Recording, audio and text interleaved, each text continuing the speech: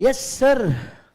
तो जैसे कि आप लोग जानते हैं, हम लोग ऑलरेडी ग्रीवियंस रिड्रेसल मैकेनिज्म के ऊपर है। ग्रीवियंस रिड्रेसल मैकेनिज्म के अंदर में ध्यान से देखिएगा, हम लोगों ने क्या किया, 3 ग्रीवियंस रिड्रेसल मैकेनिज्म था, अपील, रिवीजन और रेक्टिफिकेशन। तो हम लोगों ने रेक्टिफिकेशन खत्म कर दिया। अनदर ग्रीवियंस रिड्रेसल मैकेनिज्म जो है ये है आपका अपील नाम का chapter. Another grievance redressal mechanism जो है ये आपका अपील नाम का चैप्टर। अब जरा ध्यान से सुनिएगा, राइट। अपील का मतलब क्या है? गुहार लगाना, रिक्वेस्ट करना। किसको? हायर अथॉरिटीज को रिक्वेस्ट करना। हायर अथॉरिटीज मतलब कौन? सबसे पहले आपको थोड़ा बहुत कुछ याद दिला देता हूं, राइट। थोड़ा बहुत कुछ याद दिला देता हूं। याद होगा तो सेक्शन 116 के हिसाब से, सेक्शन 116 के हिसाब से सबसे ऊपर कौन था बेटा? सीबीडीटी। सीबीडीटी के नीचे कौन था? सीसीआईटी। सीसीआईटी के नीचे कौन था? सीआईटी। और अगर आपको याद हो तो इधर सीआईटी अपील नाम का एक अथॉरिटी था, याद आ रहा है आप लोग को, राइट। इसके नीचे कौन था सर? जेसी था। इसके नीचे कौन था सर? एसीडीसी था। और इसके नीचे कौन था सर? आईटीओ था। वी ऑल नो एओ के डेफिनेशन में ये लोग आते हैं, मतलब असेसिंग ऑफिसर के डेफिनेशन में ये लोग आते हैं, राइट। अब इनको हम अलग शब्दों में NEAC भी बोल सकते हैं, नेशनल ई असेसमेंट सेंटर, जिसके अंदर के असेसमेंट यूनिट में कौन रहेंगे? एओ ही रहेंगे। अब एओ के द्वारा, राइट, क्या होगा? असेसमेंट होगा। कौन से सेक्शन के अंदर में असेसमेंट हो सकता है? याद करके देखो, 143(3) के अंदर में असेसमेंट हो सकता है, या 144 के अंदर में असेसमेंट हो सकता है, या 147 के अंदर में असेसमेंट हो सकता है। हाँ या ना? बराबर है। अब ये जो असेसमेंट होगा, असेसमेंट के बाद क्या निकलेगा बेटा? असेसमेंट ऑर्डर निकलेगा। असेसमेंट ऑर्डर निकलेगा 156 के अंदर में। क्या तुम्हें याद है? असेसमेंट ऑर्डर निकलेगा 156 के अंदर में। अब ये ऑर्डर क्या होगा? मान लीजिए एक्सेप्टेड है, पे कर, खत्म कर, विषय खत्म। अगर एक्सेप्टेड नहीं है तो आप क्या करते हो? एक्सेप्टेड नहीं है तो आपके पास 3 ऑप्शन है, अपील, रिवीजन और रेक्टिफिकेशन। अब अपील करना है मतलब सबसे पहले कहां जाना है आपको? If you want to do appeal, first you have to visit CIT appeal. Yes, so CIT appeal, याद रखिए सेक्शन 119 इनकम टैक्स अथॉरिटी में हम लोगों ने पढ़ा था। इंटरलिंक करो, सेक्शन 119 में हम लोगों ने पढ़ा था सीबीडीटी किसी भी तरीके का ऑर्डर इशू कर सकता है। सीबीडीटी किसी भी तरीके का ऑर्डर इशू कर सकता है, हालांकि to make a particular assessment or make a assessment in a particular manner or interfere with the order of CIT appeal वो नहीं कर सकता। मतलब सीआईटी अपील एक इनकम टैक्स अथॉरिटी है, पर ये एक इंडिपेंडेंट एडजुडिकेटिंग अथॉरिटी है। Yes or no? तो डिस्प्यूट सेटलमेंट करने के लिए इन्होंने क्या किया? एक इंडिपेंडेंट एडजुडिकेटिंग अथॉरिटी बनाया जिसको नाम दिया गया CIT appeal, that is commissioner of income tax appeal division, right. अच्छा जी सर, इसके बाद मान के चल लो आपको अगर कोई भी ग्रीवेंस एड्रेसल है, मतलब एओ का ऑर्डर आपको पसंद नहीं आता, एओ का ऑर्डर आपको अच्छा नहीं लग रहा है, आप सबसे पहले क्या करो? सबसे पहले जाकर के सीआईटी अपील के पास क्या कर दो? रिक्वेस्ट कर दो। सीआईटी अपील को एक और नाम से बुलाया जाता है फर्स्ट अपीलेट अथॉरिटी। इनको फर्स्ट अपीलेट अथॉरिटी भी बोला जाता है। इनके पास कितने दिन में जाना होता है सर? 30 डेज के अंदर में। तो जैसे ही आपको ऑर्डर पास किया, ध्यान से सुनना, याद करके देख, सेक्शन 156, सेक्शन 156 में हम लोगों ने पढ़ा था कि अगर असेसमेंट ऑर्डर निकला या तो 30 दिन में पे कर, याद आ रहा है? 30 डेज के अंदर में आपको पे करना पड़ता है, या तो 30 दिन के अंदर में पे कर, और 30 दिन में अगर तेरे को पे नहीं करना है, वही 30 दिन के अंदर में तू क्या कर ले? अपील कर ले। इंटरलिंकिंग लग रहा है सभी लोगों को? देख मेरे बच्चे, कंटेंट इंपॉर्टेंट है और कंटेंट हम लोग बहुत डीप के अंदर में कर रहे हैं, राइट। बात समझना। तो जैसे ही एओ ने असेसमेंट ऑर्डर निकाला, या तो तेरे को 30 दिन में पे करना है सेक्शन 156 के अंदर में, या 30 दिन के अंदर में तू पे नहीं कर रहा है तो 30 दिन के अंदर में क्या कर? अपील कर ले। तो first appellate authority CIT appeal होता है। अब आपके मन में एक और क्वेश्चन आएगा, ये सीआईटी अपील को जो किया जाता है ये किया कैसे जाता है? चलिए थोड़ा सा प्रैक्टिकल एस्पेक्ट पे चलते हैं कि सीआईटी अपील में जो अपील किया जाता है ये किया कैसे जाता है। First again you have to go to log in of your e filing, right. वहां पे जाकर के आपको फाइलिंग्स, फॉर्म्स एंड फाइलिंग्स के ऑप्शन में जाना होता है। फॉर्म्स एंड फाइलिंग्स के ऑप्शन में जाके फॉर्म नंबर 35 भरना पड़ता है। कौन सा फॉर्म भरोगे? जल्दी से बोलो। Form number 35। और फॉर्म नंबर 35 ये आपको कैसे भरना पड़ता है बेटा? ऑनलाइन भरना पड़ता है। यानी अगेन रेक्टिफिकेशन भी आप ऑनलाइन करते हो, अपील भी आप कैसे करते हो? ऑनलाइन करते हो। जब आप ऑनलाइन अपील करते हो तो उसके अंदर में आप अपनी सारी डिटेल डालते हो, आपका नाम, आपका पैन नंबर क्या है, कौन से असेसमेंट ईयर के लिए है, फिर जो ऑर्डर आपका एओ का आया है वो ऑर्डर की एक कॉपी आप पीडीएफ के अंदर में अटैच करते हो, ग्राउंड्स ऑफ अपील लिखते हो। क्या लिखते हो? ग्राउंड्स ऑफ अपील की, भैया आपका इशू क्या है, राइट। और नीचे में शॉर्ट में आप क्या करते हो, रिमार्क डालते हो और अपना अपील क्या कर देते हो, सबमिट कर देते हो। तो पहला अपीलेट अथॉरिटी जो होता है वो होता है सीआईटी अपील। सीआईटी अपील के लिए कौन से सेक्शन से कौन से सेक्शन तक के हम लोग कवर करने वाले हैं सर? 246A से लेकर के हम सेक्शन 251 तक के कवर करने वाले हैं। तो यहाँ का सेक्शन है 246 से लेकर 251 तक के, ये सारे सेक्शन किसके अंदर में कवर होते हैं? सीआईटी अपील के अंदर में कवर होते हैं। मान लीजिए आप सीआईटी अपील के ऑर्डर से खुश नहीं हैं, आप सीआईटी अपील के ऑर्डर से खुश नहीं है and you are not happy with the order of CIT appeal, the next appellate authority is ITAT, income tax appellate tribunal. तो ये नेक्स्ट अथॉरिटी है जिनके पास आप अपील कर सकते हो, इसीलिए इन्हें एक और नाम से बुलाया जाता है second appellate authority. Second appellate authority के नाम से भी बुलाया जाता है। यस, सेकेंड अपीलेट अथॉरिटी के नाम से भी बुलाया जाता है। आईटीएटी के पास अगर आपको जाना है तो जैसे ही सीआईटी ने ऑर्डर पास किया वहां से 60 डेज के अंदर में, कितने डेज के अंदर में बोलो जल्दी से, 60 डेज के अंदर में आपको क्या करना पड़ता है? आईटीएटी के पास जाना पड़ता है। अब ये जो आईटीएटी है इसको आपको फॉर्म भरना पड़ता है, form number 36 along with the fees. वैसे सीआईटी अपील के पास भी क्या जाना पड़ता है? फीस लेकर के ही जाना पड़ता है। अच्छा जी सर, आईटीएटी के लिए आप जो सेक्शन पढ़ोगे वो सेक्शन होगा सेक्शन नंबर 252 से लेकर के सेक्शन नंबर 255। तो सेक्शन नंबर 252 से लेकर के सेक्शन नंबर 255 जो होता है आईटीएटी का होता है। ऑनेस्टली स्पीकिंग अपील के ऊपर जो मैक्सिमम क्वेश्चन आते हैं वो आईटीएटी के आते हैं। ऑनेस्टली स्पीकिंग मैक्सिमम क्वेश्चन जो आपके फ्रेम होते हैं वो आईटीएटी वाले फ्रेम होते हैं, तो ये बात याद रखिएगा। मान लो आप आईटीएटी के ऑर्डर से भी खुश नहीं हो, मान के चलो आप आईटीएटी के ऑर्डर से भी खुश नहीं हो, तो क्या होगा? आप नेक्स्ट अपीलेट अथॉरिटी के पास जा सकते हो, वो है high court. Next appellate authority के पास जा सकते हो, वो है हाई कोर्ट। अब हाई कोर्ट के अंदर में कितने दिन में जाना है सर? 120 डेज के अंदर में जाना पड़ता है। इनको खैर थर्ड अपीलिंग अथॉरिटी नहीं बोला जाता है, बट टेक्निकली ये थर्ड अपीलिंग अथॉरिटी में ही आते हैं। 120 डेज के अंदर में from the date of order of ITAT आप क्या करते हो? हाई कोर्ट के अंदर में जाते हो। अच्छा जी सर, अब यहां पे कोई स्पेसिफिक फॉर्म नहीं है, याद रखिएगा यहां कोई स्पेसिफिक फॉर्म नहीं है। सर ऐसा क्यों? क्योंकि अब आप इनकम टैक्स एक्ट के अंदर में नहीं थे। याद रखिएगा जब आप सीआईटी अपील के अंदर में थे, जब आप सीआईटी अपील के अंदर में थे, जब आप आईटीएटी के अंदर में थे, ये दोनों भी क्या थे मालिक आपके? ये दोनों भी आपके इनकम टैक्स एक्ट के अंदर में आते थे। किसके अंदर में आते थे मालिक? इनकम टैक्स एक्ट 1961 के अंदर में आते थे। लेकिन हाईकोर्ट जो वर्क करता है वो इनकम टैक्स एक्ट के अंदर में वर्क नहीं करता। हाईकोर्ट जो वर्क करता है ना प्रभु, हाईकोर्ट वर्क करता है कोड ऑफ सिविल प्रोसीजर के अंदर में। यस, तो यहां पे सीपीसी लगता है, that is code of civil procedure लगता है, राइट? इनकम टैक्स नहीं लगता। तो इनकम टैक्स इसके लिए कोई फॉर्म नहीं दे सकता। फॉर्म देना भी है तो कोड ऑफ सिविल प्रोसीजर को देना पड़ेगा। Point number 1। पॉइंट नंबर 2, अलग अलग हाई कोर्ट है, हर हाई कोर्ट के जो कंप्लायंसेस है ये अलग अलग है मालिक, हर हाई कोर्ट के जो कंप्लायंसेस है मालिक ये अलग अलग है। तो इसी के लिए जो इनका फॉर्मेट है, इनके डॉक्यूमेंटेशन रिक्वायरमेंट है, इनकी फीस रिक्वायरमेंट है, ये सारी की सारी बिल्कुल अलग है। इलाहाबाद हाई कोर्ट का अलग, बॉम्बे हाई कोर्ट का अलग, दिल्ली हाई कोर्ट का अलग, नागपुर हाई कोर्ट का अलग। तो इन सब के जो रिक्वायरमेंट है ये कैसे होने वाले हैं? अलग होने वाले हैं। इसके लिए कोई स्पेसिफिक फॉर्म यहां पे आपको देखने को नहीं मिलेगा। लेकिन एक जो इंपॉर्टेंट बात है, हाई कोर्ट में आप तभी जा सकते हो when it is a matter of law, when the matter is a subject matter or interpretation of law। तो हाई कोर्ट में आप कदम तभी रख पाओगे when the subject matter is a substantial question of law। अगर ये substantial question of law नहीं है तो फिर आप हाई कोर्ट के अंदर में नहीं जा सकते। बात समझ में आ रही है? तो फर्स्ट अपीलेट अथॉरिटी कौन है? फर्स्ट अपीलेट अथॉरिटी आपका CIT appeal. Second appellate authority कौन है? आईटीएटी। यहाँ पे 30 डेज में, यहाँ पे 60 डेज में, सीधा उसका डबल कर देना, 120 डेज के अंदर में आप कहाँ जाओगे? हाई कोर्ट के अंदर में जाओगे। हाई कोर्ट जो है ये कौन सा लग रहा है बेटा? क्या वो इनकम टैक्स लग रहा है? नहीं, यहाँ पे कोड ऑफ सिविल प्रोसीजर लगता है हाई कोर्ट के अंदर में, तो आप सीपीसी में जाते हो और इसीलिए आपको कोई specific form income tax prescribe नहीं कर सकता। Are you getting the point? Likewise CIT कब तक अपना ऑर्डर देगा उसका टाइम लिमिट एक्ट में लिखा है। लाइकवाइज आईटीएटी अपना ऑर्डर कब तक के पास करेगा इसका टाइम लिमिट कहां लिखा हुआ है? एक्ट के अंदर में लिखा है। लेकिन सनी पाजी बहुत पहले ही चल चुके हैं कोर्ट में, तारीख पे तारीख, तो कोई एक फिक्स टाइम तो हो नहीं सकता, इसीलिए हाई कोर्ट का टाइम इनकम टैक्स नहीं बता सकता। यस, तो सीआईटी अपना ऑर्डर कब तक कंप्लीट करेगा इसका टाइम लिमिट लिखा है। आईटीएटी अपना ऑर्डर कब तक पास करेगा इसका भी टाइम लिमिट लिखा है, बट हाई कोर्ट अपना ऑर्डर कब तक पास करेगा इसका कोई टाइम लिमिट लिखा हुआ नहीं है। Are you getting the point? मान लो कि सर हाई कोर्ट का ऑर्डर भी आपको पसंद नहीं आ रहा, हाई कोर्ट का भी ऑर्डर आपको मजा नहीं आया, आप आपको फिर भी ऐसा लगता है कि डिसीजन आपके फेवर में नहीं आया, तो भाई साहब आप कहां जा सकते हो?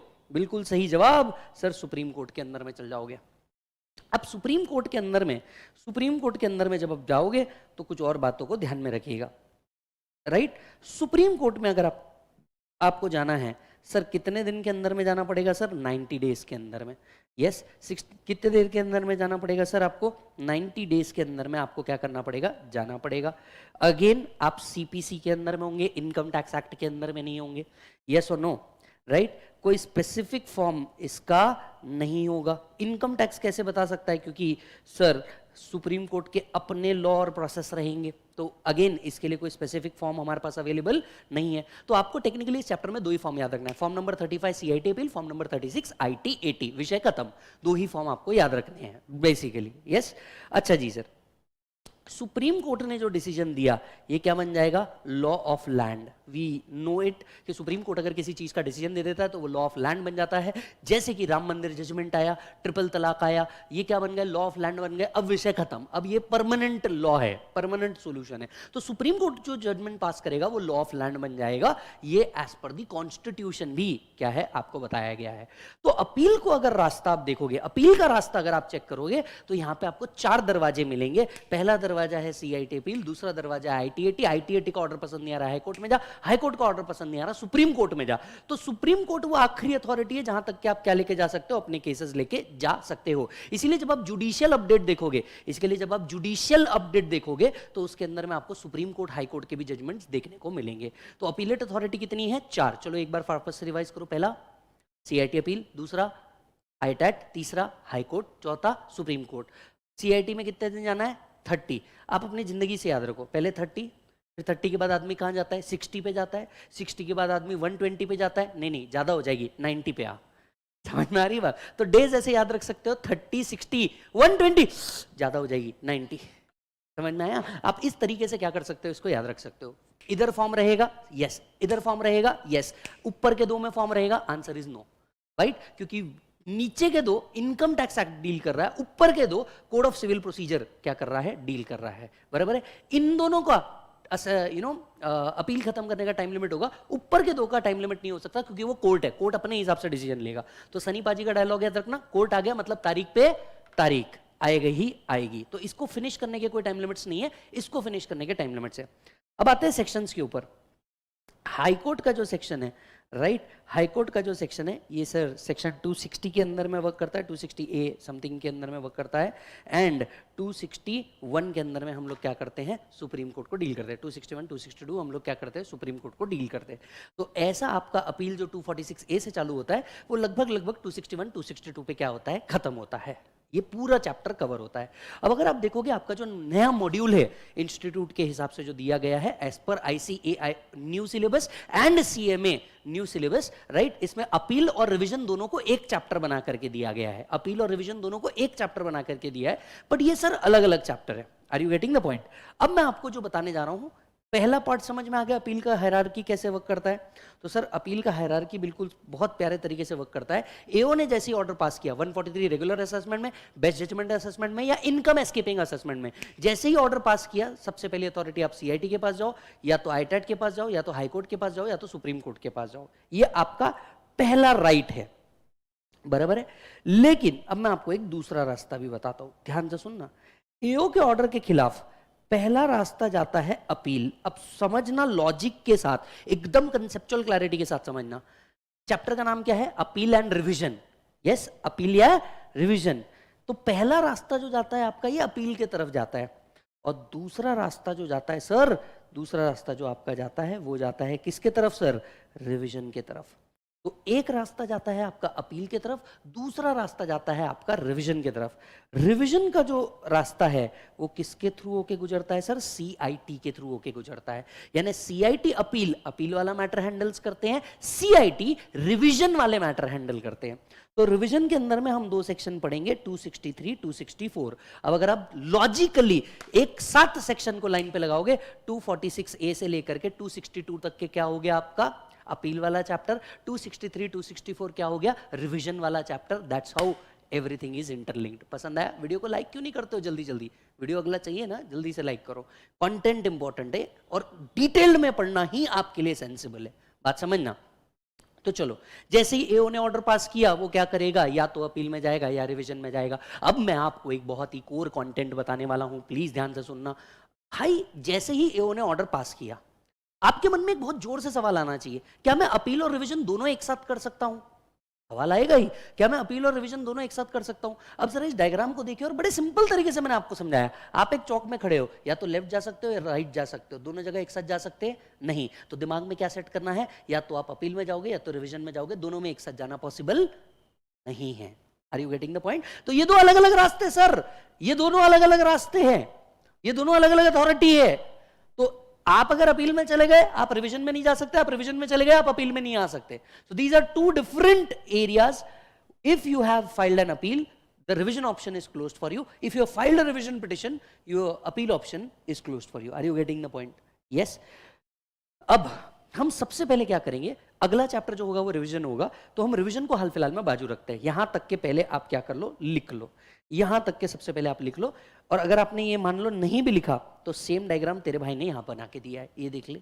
सेम डायग्राम तेरे को मैंने यहां पे भी बना के दिया है नोट्स के अंदर में, तो बिल्कुल कोई टेंशन मत लेना, हमारी टीम ने बहुत मेहनत करी है, बराबर है। तो ये आपके लिए ऑलरेडी बना हुआ है। दो रास्ते हैं, या तो अपील का रूट ले ले या रिवीजन का रूट ले ले, दोनों रूट एक साथ लेना पॉसिबल नहीं है। वो कहते हैं ना, दो नाव में एक साथ सवारी नहीं करनी चाहिए, बस वही बात है, ये वही पॉइंट है। समझ में आई बात? अच्छा जी सर, राइट। तो ये है आपका समरी चार्ट। फिर भी आप में से किसी को लिखना है, ये लिख सकता है, आप में से किसी को लिखना है, ये लिख सकता है।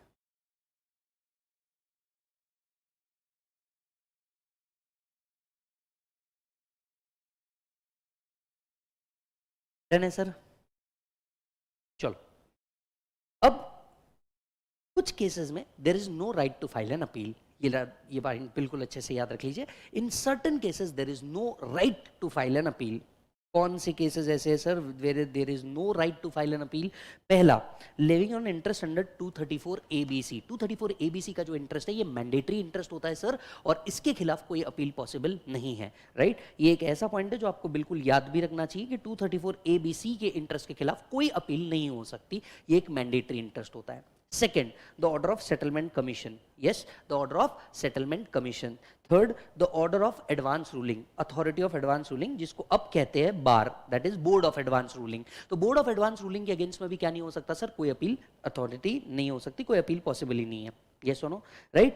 The order of CIT, revision order, जैसा कि मैंने कहा कि अगर आप रिविजन में चले गए अपील पॉसिबल नहीं है, तो भैया रिविजन ऑर्डर के खिलाफ भी ये नहीं हो सकता। Order of IT-80 when it is a question of fact, जैसा कि मैंने कहा हाई कोर्ट में आप तभी जा सकते हो when the question is a question of law, that is substantial question of law. तो क्वेश्चन ऑफ फैक्ट के लिए आखिरी अथॉरिटी कौन बन गई? IT-80 बन गई। क्वेश्चन ऑफ फैक्ट के लिए आखिरी अथॉरिटी कौन बन गई? मर IT-80। यस, तो जल्दी से बताइए कौन कौन सी चीजों पे अपील नहीं हो सकता? पहला, इंटरेस्ट अंडर 234 ABC। तीसरा, सेटलमेंट कमीशन या बोर्ड ऑफ एडवांस रूलिंग के ऑर्डर के अगेंस्ट में क्या नहीं हो सकता sir?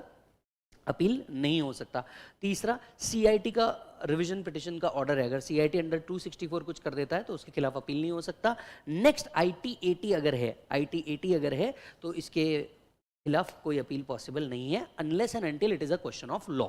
Unless and until it is a question of law तो ही हाई कोर्ट में जाएगा, अदरवाइज क्वेश्चन ऑफ फैक्ट पे लास्ट अथॉरिटी कौन है? IT-80। क्लियर है? अच्छा जी सर, चलिए सबसे पहले आते हैं 239A, ये अमेंडेड सेक्शन है, 2 मिनट के लिए इसको बाजू रखिए। सबसे पहले आते हैं 246A के ऊपर, दैट इज CIT अपील के ऑर्डर के ऊपर। ठीक है, अब ध्यान से सुनना, 246A किन किन बारे में बात करता है।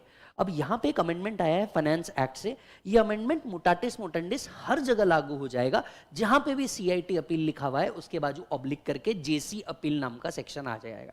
तो जहां जहां पे भी CIT लिखा है, जैसे अगर आप यहां देखोगे 246A में CIT अपील है, तो अब उसके बाजू में CIT ऑब्लिक JC अपील हो जाएगा। ये are you getting the point? तो फाइनेंस एक्ट 2023 सभी में 24 नवंबर 24 वालों और उसके आगे वालों आपको हमेशा याद रखना है कि जहां जहां पे भी सीआईटी अपील लिखा है अब उसके बाजू ऑब्लिक करके आपको जेसी अपील लिखना है। ये एक अमेंडमेंट आया है कॉमनली, यस और नो? तो एक जेसी अपील नाम का नया अथॉरिटी है जो क्या कर दिया गया है, एडप्ट कर दिया गया है, और इसे हर सेक्शन के अंदर में जहां जहां पे भी सीआईटी अपील लिखा है वहां वहां पे जेसी अपील भी ला चुका है। इसीलिए हमने कॉमनली लिखा हुआ है सीआईटी ऑब्लिक जेसी अपील। क्लियर है? ये एक अमेंडमेंट है। चलो फर्दर आगे बढ़ते हैं, सेक्शन 246A की बात करते हैं। सेक्शन 246A क्या बताता है? Section 246A speaks up against which order an appeal can be filed. तो 246A explain all those order against which an appeal can be filed to CIT appeal. Yes or no?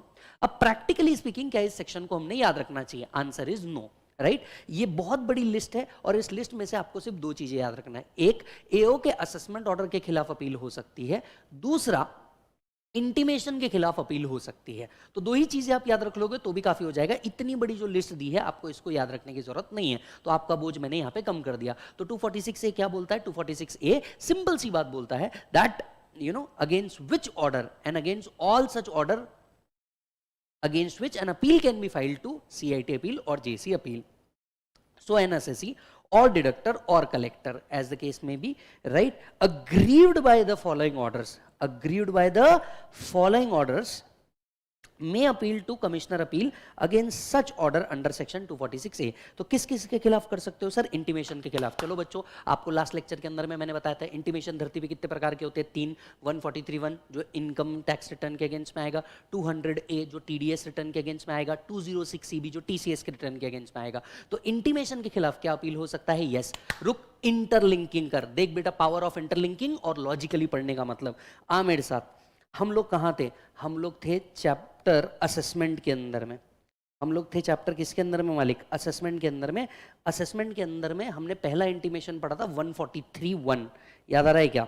ये देख 143(1). 143(1) के against में क्या क्या remedy आपके पास available है? Appeal available है, यस। रेक्टिफिकेशन अवेलेबल है, यस। रिवीजन नहीं हो सकता क्योंकि रिवीजन सिर्फ ऑर्डर का हो सकता है। तो क्या इंटीमेशन आपको पसंद नहीं आया, आप सीधा सीआईटी अपील के पास जा सकते हो? यस, बिल्कुल जा सकते हो। तो इंटीमेशन जो इशू हो रहा है इसके खिलाफ आप सीधा क्या कर सकते हो? अपील कर सकते हो। दूसरा, कोई भी ऑर्डर जो एओ ने पास किया है, 143(3) regular assessment, 144 best judgment assessment, 147 income escaping assessment, yes, 154 rectification order, बराबर है? इन चारों ऑर्डर के अगेंस्ट में आप क्या कर सकते हो? सीआईटी अपील के पास जा सकते हो। फिर रेक्टिफिकेशन ऑर्डर के अगेंस्ट में जा सकते हो। नेक्स्ट, एडवांस प्राइसिंग अग्रीमेंट के अगेंस्ट में जा सकते हो। ये एक ट्रांसफर प्राइसिंग नाम का एक चैप्टर है आगे, उससे रिलेटेड है। तो एडवांस प्राइसिंग अग्रीमेंट के ऑर्डर के अगेंस्ट में भी आप क्या कर सकते हो? सीआईटी अपील के पास जा सकते हो। फिर फर्दर ऑर्डर जो सेक्शन 163, 170, 171, 201 एटसेट्रा, इन सब के अंदर के भी आप क्या कर सकते हो? ऑर्डर के अगेंस्ट में सीआईटी अपील के पास जा सकते हो। पेनल्टी ऑर्डर्स के अगेंस्ट में क्या कर सकते हो? सीआईटी अपील के पास जा सकते हो। या फिर order determining refund is passed under section 237 और 239A, या रिफंड ऑर्डर के खिलाफ भी आप क्या कर सकते हो? अपील लिट अथॉरिटी के पास जा सकते हो। तो 246 क्या करता है? सिर्फ लिस्ट दे देता है उन सारे ऑर्डर या इंटीमेशन जिसके बिहाफ पे आप क्या कर सकते हो? केस को सीआईटी अपील के पास लेके जा सकते हो। क्लियर है? याद रखने लायक पॉइंट कौन कौन से हैं? इंटीमेशन के खिलाफ जा सकते हो, ऑर्डर के खिलाफ जा सकते हो, पेनल्टी ऑर्डर के खिलाफ जा सकते हो, रेक्टिफिकेशन ऑर्डर के खिलाफ जा सकते हो। ये 4 पॉइंट बस याद रख लेना, इसके खिलाफ आप सीआईटी अपील में जा सकते हो। इसके अलावा आपको कुछ भी करने की जरूरत नहीं है। क्लियर है मालिक? अच्छा जी सर, 247 ध्यान से सुनना, 247 एग्जिस्ट नहीं करता, एक्ट में है ही नहीं।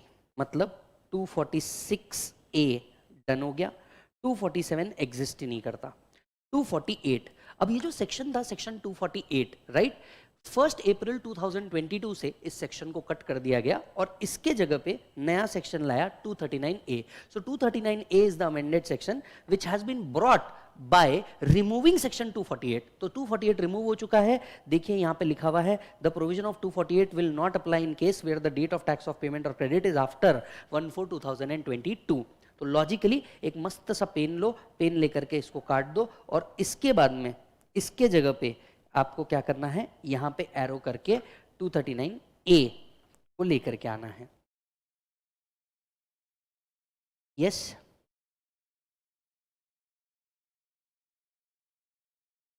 अच्छा, अब 248 ए क्या बोलता था और 239 ए क्या बोलता है, बताऊंगा मैं दोनों भी आपको, ताकि आपको क्लियर समझ में आए कि इसको क्यों हटाया गया और इसके बिहाफ पे इसको क्यों लाया गया।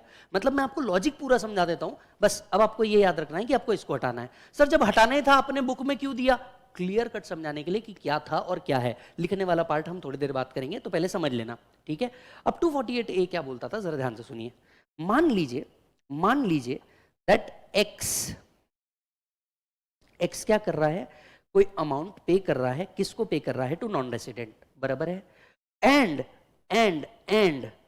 You know there is no clarity कि टीडीएस होना चाहिए या नहीं होना चाहिए, देयर इज नो क्लैरिटी कि टीडीएस होना चाहिए या नहीं होना चाहिए। ऐसे केस में लॉ कहता था कि आप क्या कर लो, डिडक्ट टीडीएस कर लो, टीडीएस को, सेफर साइड आप टीडीएस डिडक्ट कर लो, and then you apply to CIT appeal for no deduction or refund of deduction। तो मान लीजिए एक्स पे करता था, किसको, नॉन रेसिडेंट को पे करता था। ऐसे केस में अगर लॉ में ये क्लैरिटी नहीं थी कि टीडीएस डिडक्ट करना है या टीडीएस डिडक्ट नहीं करना है, वेदर टू डिडक्ट टीडीएस और not, was not clear by the act, तो ऐसे केस में सेक्शन 248 कहता था first you deduct the TDS as per the applicable rate, आप टीडीएस डिडक्ट कर दो, टीडीएस पे कर दो, and then you apply to commissioner appeals, you file an appeal, and then appeal let authority, that is CIT appeal, will decide whether to allow you the refund of TDS deducted or whether to deduct the TDS in future or not। Are you getting the point? मतलब इतना छोटा सा matter कि TDS deduct भी करना है या नहीं करना है, इसके लिए आप सीधे किसके पास पहुंच जा रहे थे, अपीलेट अथॉरिटी के पास पहुंच जा रहे थे। अभी तो बहुत छोटा सा मैटर है, टीडीएस डिडक्ट करना है या नहीं करना है, ये तो बहुत छोटा सा मैटर है, इसके लिए आपको इतने बड़े अथॉरिटी के पास जाने की क्या जरूरत है। तो लॉ ने इस बात को समझा और सीआईटी अपील का भार कम करते हुए कहा कि अब ये जो मैटर है ना कि भैया इस पर टीडीएस डिडक्ट करना है या नहीं करना है, इसको क्या करेंगे, सीआईटी अपील हैंडल नहीं करेंगे, अब इसको कौन हैंडल करेगा, एओ हैंडल करेगा।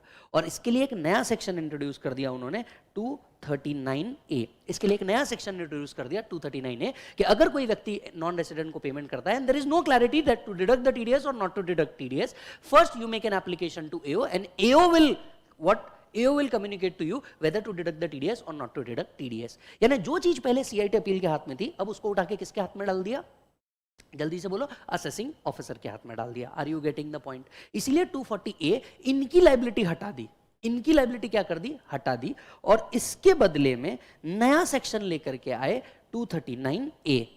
तो a person who has made the deduction of tax under an agreement or arrangement in writing and borne the tax liability, when no tax deduction was required, may file an application for refund of such tax in the prescribed form before assessing officer. तो आप अब किसके पास जाओगे, ध्यान से देखना यहां पे क्या लिखा हुआ है, अब आप असेसिंग ऑफिसर के पास जाओगे और बोलोगे कि भैया मेरी लाइबिलिटी नहीं थी टीडीएस डिडक्ट करने की, पर क्योंकि मैं टैक्स दे चुका हूं, आप मेरे को इसका क्या करो, रिफंड करो। रिफंड करना है या नहीं, इसका डिसीजन कौन लेगा, एओ। तो जो काम पहले 248 के अंदर में सीआईटी अपील के हाथ में था, वो अब निकाल करके किसके हाथ में डाल दिया, एओ के हाथ में डाल दिया, अंडर सेक्शन 239A। लॉजिक समझ में आ रहा है सभी को, हाँ या ना, राइट? तो बस इतना सा काम किया है।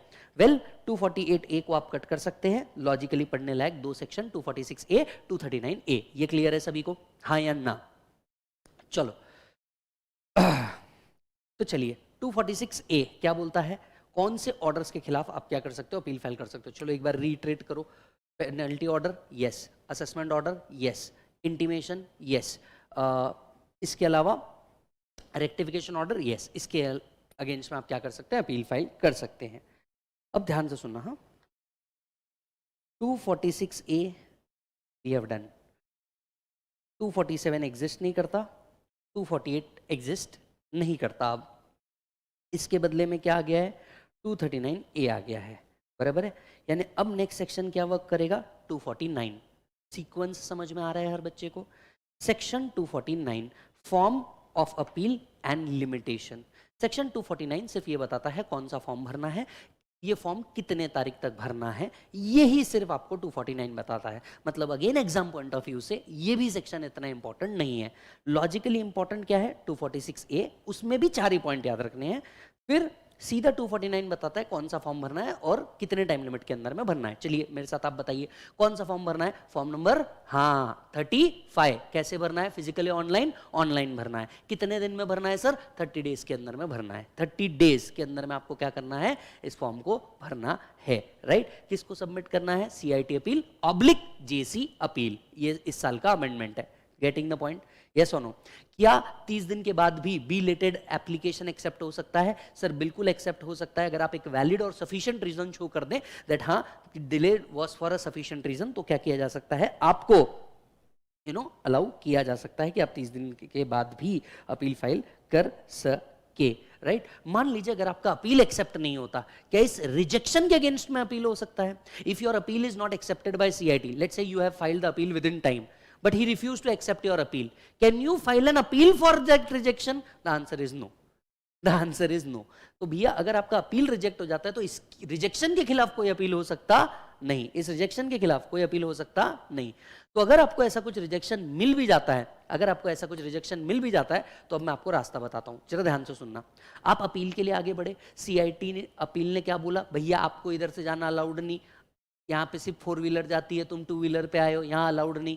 अब बताओ क्या करोगे, अब बताओ क्या करोगे। मैंने तुम्हें बताया था 2 रास्ते थे, 2 रास्ते कौन से थे, या तो रिवीजन की तरफ जाओ या तो अपील की तरफ जाओ। अब अपील का रास्ता तो इन्होंने क्या कर दिया, क्लोज। मान लो उनने अपील एक्सेप्ट नहीं करी, आप बियॉन्ड टाइम चले गए, उनने अपील एक्सेप्ट नहीं करी, तो अब क्या करोगे, वो रास्ता बंद है। कॉमन सेंस लगाओ, क्या करोगे, गाड़ी पलटा के वापस आओगे और कौन से रूट पे जाओगे, रिवीजन वाले रूट पे जाओगे। यानी अगर अपील का रास्ता क्लोज है, आप कौन से रूट पे जाओगे, रिवीजन रूट पे जाओगे। Are you getting the point. अगर अपील का रास्ता क्लोज है, आप रिवीजन वाले रूट पे जाओगे और वहां जाकर के अपना काम करोगे, राइट। तो चलिए बढ़ते हैं आगे। Time limit for presenting an appeal, yes the appeal should be presented with in 30 days. अब ये 30 डेज कहां से काउंट करेंगे, अगर ये असेसमेंट या पेनल्टी से रिलेटेड है, मतलब असेसमेंट ऑर्डर से रिलेटेड अपील है या पेनल्टी ऑर्डर से रिलेटेड अपील है, तो जिस दिन आपको नोटिस ऑफ डिमांड रिसीव हुई है, नोटिस ऑफ डिमांड कौन से सेक्शन में आता है, सेक्शन 156 AO का ऑर्डर, जैसे ही नोटिस ऑफ डिमांड आई वहां से 30 डेज, तो 30 days from the date of receipt of notice of demand. Notice of demand कौन से सेक्शन में आती है मालिक, सेक्शन 156 के अंदर में आती है नोटिस ऑफ डिमांड। जैसे ही नोटिस ऑफ डिमांड रिसीव हुई, AO का ऑर्डर, सीधे शब्दों में क्या बोलेंगे हम इसको, AO का ऑर्डर। तो AO का ऑर्डर जैसे मिला, वहां से 30 दिन के अंदर में आपको क्या करना है, सबमिट करना है। ये हुआ पहली चीज, राइट। दूसरा, मान लीजिए अगर ये 248 वाला केस है, अब 248 तो है नहीं, क्या है 239A, अब वो मैटर ये आता नहीं, तो इस डेट को आप टाइम लिमिट को याद नहीं भी रखोगे तो भी चलेगा। हालांकि 30 दिन from the date of payment of TDS, तो जिस दिन आपने TDS पे किया वहां से 30 दिन के अंदर में होना चाहिए। पर अब ये सेक्शन ही एप्लीकेबल नहीं है, तो ये टाइम लिमिट आप नहीं भी याद रखोगे तो भी चलेगा, राइट। तीसरा, एनी अदर केस, मतलब आपका अगर ये असेसमेंट से रिलेटेड मैटर नहीं है, पेनल्टी से रिलेटेड मैटर नहीं है, कोई भी अदर मैटर है, जैसे कि क्या सेक्शन 163 हो गया, आपका एडवांस प्राइसिंग अथॉरिटी हो गया, ये सारे ऑर्डर हो गए।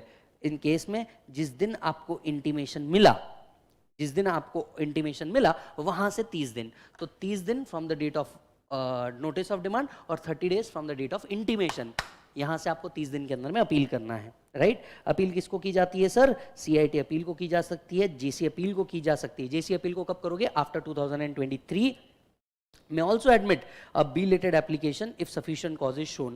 Application should be filed in form number 35, कैसे, ऑनलाइन। तो फॉर्म नंबर 35 भरना है, ऑनलाइन भरना है, एंड आपको क्या करना है सर, ऑनलाइन सबमिट करना है।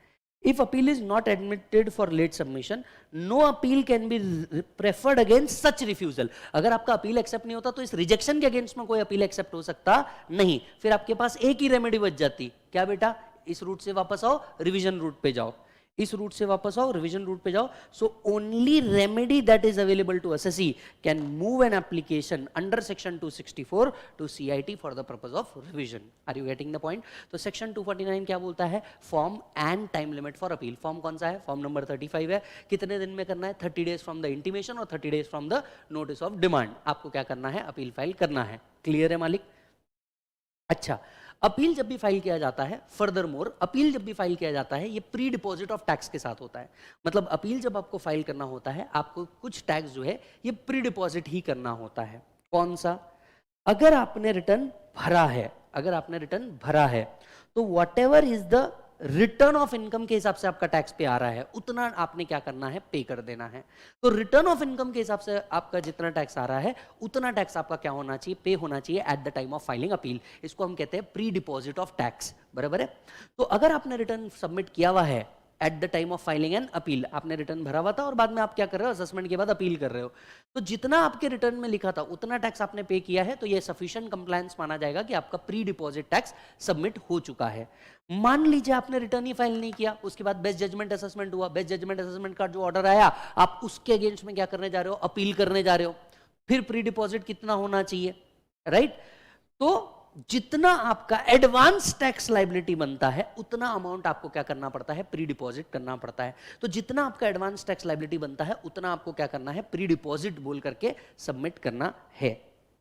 सो where the assessee has filed the return, assessee has paid the tax due on income returned by him. Where no return has been filed, the assessee has paid an amount equal to the amount of advance tax which was payable by him.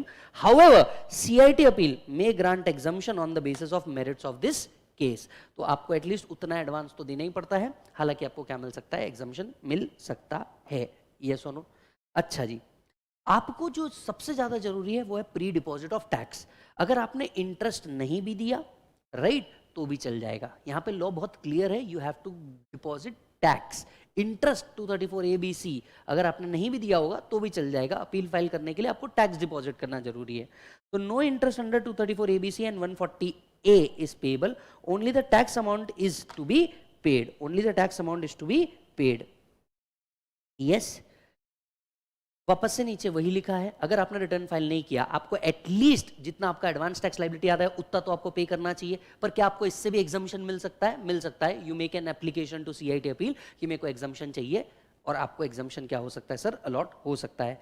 So where no return has been furnished the CIT appeal hereinafter, यहाँ पे एक comma लगाइए, hereinafter JC appeal on application made by assessee may exempt the assessee from the condition of payment as stated in case 2 above for good and sufficient reason to be recorded in writing, for good and sufficient reason to be recorded in writing. Is that done? चलिए, जब अब 249A को ही हम लोग 249(1) को ही हम continue कर रहे हैं, यानी जब आप अपील फाइल करेंगे आपको क्या करना है, फॉर्म नंबर 35 देना है। जब आप फॉर्म नंबर 35 भरते रहेंगे उसके अंदर में क्या क्या होगा, अब ये भी आपके सिलेबस में है, एग्जाम में ये आएगा नहीं, आपको सिर्फ फॉर्म नंबर 35 मेंशन करना है, पर उसके अंदर भी क्या आएगा ये भी समझिए, राइट। सबसे पहले आपको मेमोरेंडम ऑफ अपील देना पड़ेगा कि आपकी अपील के ग्राउंड्स क्या है, आपको फैक्ट स्टेट करने पड़ेंगे, ग्राउंड्स ऑफ अपील देना पड़ेगा, जो कॉपी ऑफ ऑर्डर आपको असेसमेंट ऑर्डर या इंटीमेशन ऑर्डर आया है उसका कॉपी आपको सबमिट करना पड़ेगा, ओरिजिनल डिमांड ऑर्डर आया है तो उसका एक कॉपी आपको सबमिट करना पड़ेगा, और फीस पेमेंट चलाना आपको क्या करना पड़ेगा, देना पड़ेगा। अच्छा जी सर आपने कहा था अपील फाइल करने के लिए प्री डिपॉजिट ऑफ टैक्स चाहिए, साथ साथ में फीस भी चाहिए। अब फीस कितनी देनी है अपील को फाइल करने के लिए, अब जरा ध्यान से सुनिएगा, राइट। एक प्यारा सा चार्ट आपको बना के दिया है कि जब आप CIT अपील को अपील करते रहेंगे तो फीस कितनी है, जब आप IT/AT को अपील करते रहेंगे तो फीस कितनी है। सबसे पहले कॉलम पे ध्यान दीजिएगा, अगर आपकी असेस्ड इनकम रिटर्न इनकम नहीं, असेस्ड इनकम जो इनकम टैक्स डिपार्टमेंट ने निकाली है, अगर आपकी assessed income up to ₹1 lakh है, 250 रुपए 250 रुपीज इज द फीस, मतलब मात्र 250 रुपए में आपको न्याय मिल सकता है। न्याय लेट मिल सकता है पर 250 रुपए में आपको न्याय तो जरूर मिल जाएगा। दूसरा, अगर इनकम 1 लाख से 2 लाख तक के है, फीस को डबल कर दो, 500 रुपए कर दो। 2 लाख के ऊपर है, फीस को अगेन डबल कर दो, 1000 रुपीज कर दो, राइट।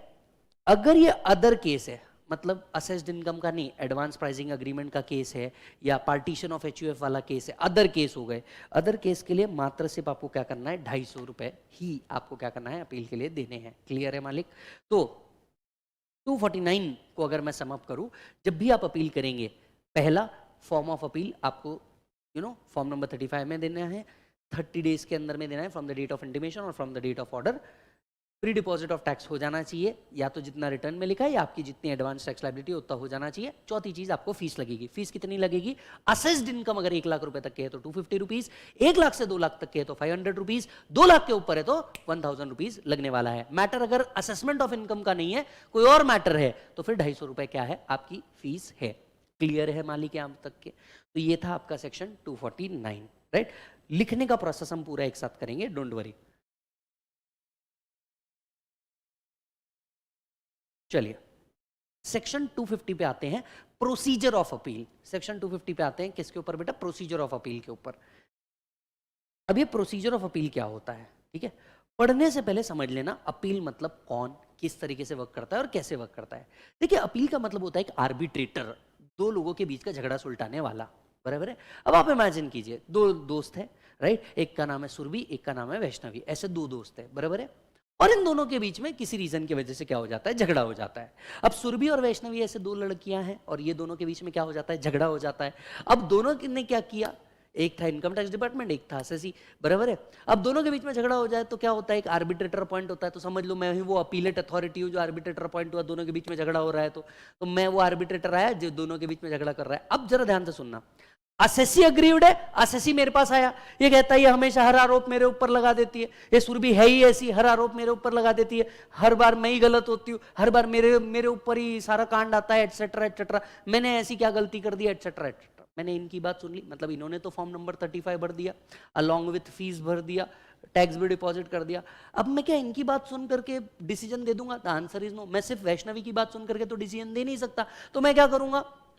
मैं जैसे ही अपील फॉर्म नंबर 35 के अंदर में आया, मैं सीधा सीधा क्या करूंगा? डिपार्टमेंट को एक कॉपी सबमिट करूंगा और उनको बोलूंगा भैया आपका जवाब दो मेरे को, आपका ओपिनियन क्या है मेरे को वो दो। क्या है? एक तरफी बात सुन करके लाइफ आगे नहीं बढ़ती। बात समझना, आप जब बीच में बैठे हो तो आपको दोनों तरफी बात सुननी पड़ेगी, एक तरफी बात तो हो नहीं सकती, एक तरफा बात तो हो नहीं सकती। बात तो आपको कितनी सुननी पड़ेगी? दो सुननी पड़ेगी, because at the end only success matters, because at the end only success matter, और कुछ मैटर नहीं करता। हमारा भी केस में एक सक्सेस की जरूरी है, न्याय की सच्चाई की जीत होनी चाहिए, सक्सेस ही मैटर करेगा। तो अब मैं क्या करूंगा? इनसे क्या करूंगा? सारे इनके ग्राउंड्स मंगाऊंगा कि इनका कहना क्या है।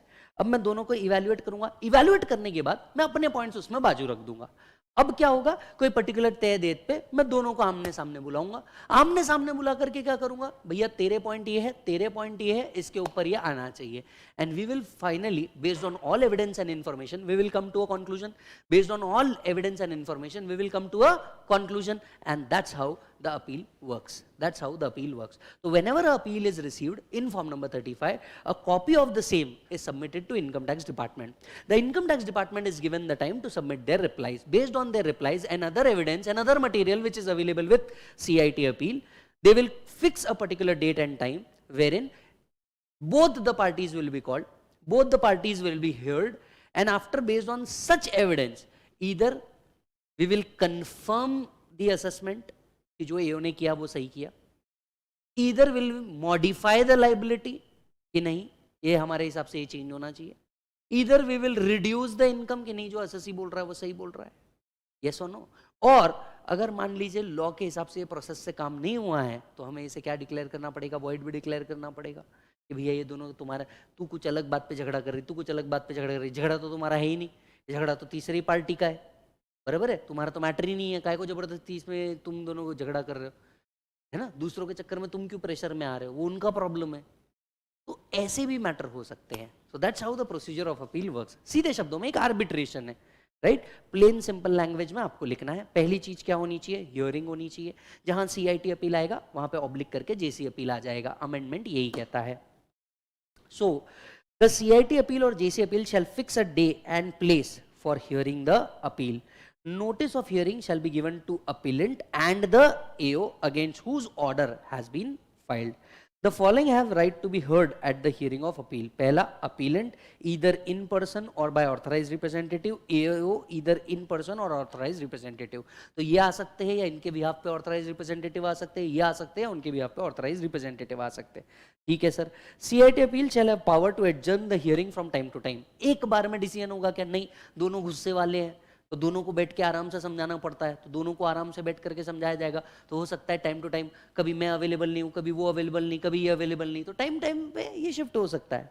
CIT अपील में before disposing of any appeal make such further inquiry as it deemed fit or may direct the AO to make further inquiry report and submit the same to CIT appeal and JC appeal. तो हो सकता है कोई further inquiry के लिए आपको क्या मिल जाए? ऑर्डर मिल जाए, etcetera. CIT appeal at the time of hearing may allow appeal to go on any grounds not specified in the grounds of appeal. क्या हम कुछ नए ग्राउंड्स में भी जा सकते हैं जो अपील का ग्राउंड है ही नहीं? मतलब मान लीजिए अपील का इशू क्या था? अपील का इशू था कि भैया पर्टिकुलर डिडक्शन मिलना चाहिए या नहीं मिलना चाहिए, दोनों के बीच में झगड़ा हो गया, बराबर है। ये मैटर डिस्कस करते करते हम आए लीगैलिटी ऑफ एक्सपेंस, ये एक्सपेंसेस किया ही जाना चाहिए या नहीं। अब ये तो मैटर था ही नहीं अपील के अंदर में कि ये पर्टिकुलर एक्सपेंसेस कर भी सकते हैं या नहीं, ये इसका लीगैलिटी है या नहीं है, यस और नो। मेमोरेंडम या ऑब्जेक्ट क्लॉज कहीं ब्रीच तो नहीं हो रहा इस तरह का कोई खर्चा करके। अब हम यहाँ पे दूसरे पॉइंट पे चले गए, which was not mentioned in the subject matter of appeal. क्या ये पॉसिबल है? बिल्कुल पॉसिबल है, और ऐसे केस में सीआईटी अपील उस ग्राउंड पे भी जा सकता है। तो not only the matter which is specified in the form 35, other matter which comes to the notice of CIT appeal can also be discussed. Come on, same point है, same point है, right, जो हमने section 147 में पढ़ा था।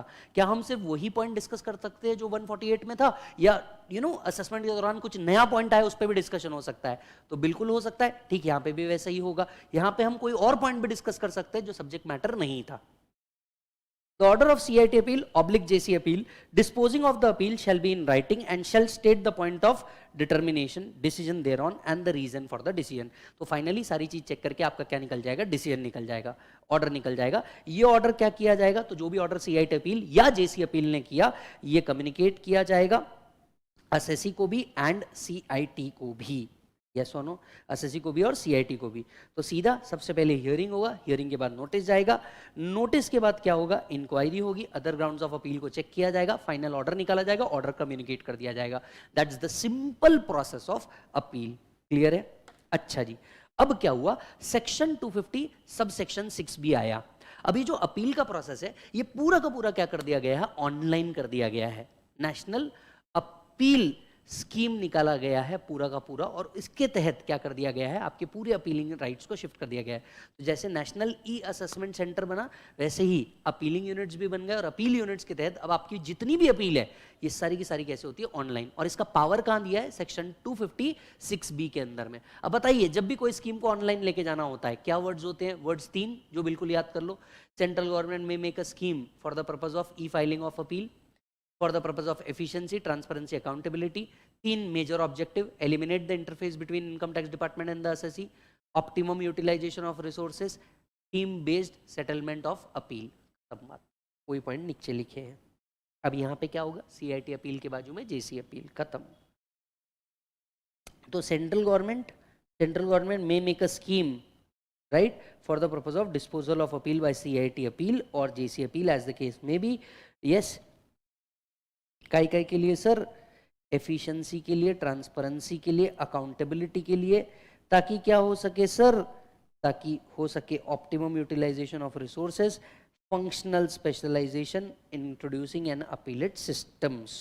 अच्छा जी sir, इससे related notification houses of parliament में रखे जाएंगे, और इससे रिलेटेड सारे डिसीजन 31 मार्च 2022 तक आएंगे, जो आ चुके हैं। आप नीचे जाकर के देखेंगे नोट्स के अंदर में, तो वहां पे आपको फेसलेस अपील स्कीम दिख जाएगी।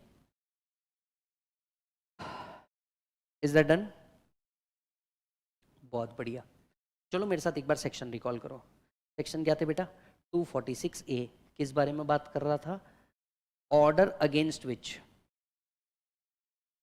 Order against which appeal can be filed. फिर क्या था?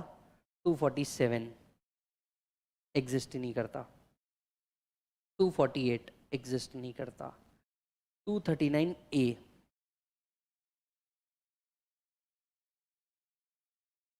person denying the liability of TDS